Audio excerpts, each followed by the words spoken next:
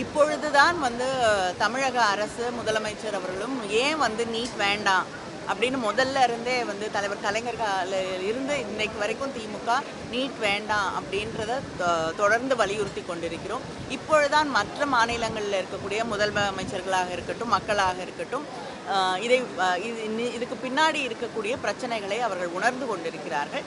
அதனால் நிச்சயமாக இன்றைக்கி எல்லாருடைய குரலும் நீட் வந்து எதிர்ப்பு குரலாக மாறக்கூடிய ஒரு சூழல் உருவாகி இருக்கு.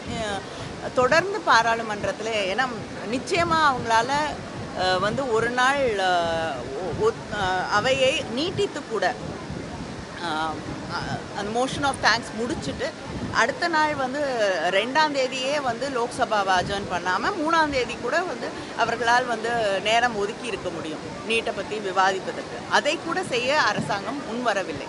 அதுதான் வந்து அதே போல் மணிப்பூரை பற்றியும் பேசுவதற்கு வாய்ப்பு கூட மறுக்கப்படுகிறது. இந்த சூழல் தான் அங்கே நிகழ்ந்து கொண்டிருக்கிறது. அதனால் நிச்சயமாக தொடர்ந்து திராவிட முன்னேற்ற கழகம் இப்பொழுது மற்றவர்களும் உணர்ந்து கொண்டிருக்கக்கூடிய இந்த சூழலில் தொடர்ந்து வலியுறுத்துவோம். நிச்சயமாக வந்து நீட்டிலிருந்து பிள்ளைகளுடைய எதிர்காலத்தை பாதுகாக்க வேண்டிய கடமை அத்தனை பேருக்கும்.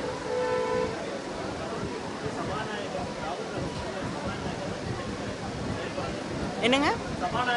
ஆமாம், நீங்கள் எல்லாம் தொலைக்காட்சி பார்க்குறீங்க இல்லையா? நடுநிலையோடு செயல்படுறாங்கன்னு நீங்கள் நினைக்கிறீங்களா? எனக்கு தெரிஞ்ச பாராளுமன்ற மரபில் எதிர்க்கட்சி தலைவர் அது பிரதமருடைய உரையாக இருந்தாலும் எழுந்து நின்றால் குறுக்கிடுவதற்கு அனுமதிக்கப்படுவார்கள். ஆனால் இப்பொழுதுதான் முதல் முறையாக அதற்கு அனுமதி இல்லை அப்படிங்கிற ஒரு விஷயத்த அவங்க தொடர்ந்து சொல்லிட்டு இருக்காங்க. அதனால் யாருமே வந்து இந்த பக்கம் எதிர்கட்சியில் இருக்கக்கூடியவர்கள் பேசும் பொழுது யார் வேண்டுமென்றாலும் குறுக்கிடலாம். ஆனால் அங்கே ஆளுங்கட்சியில் இருக்கக்கூடியவர்கள் பேசும் பொழுது யாருக்குமே குறுக்கிடக்கூடிய உரிமை இல்லை. அப்படிங்கிறது தான் வந்து நடுநிலைமையான்னு எனக்கு தெரியல.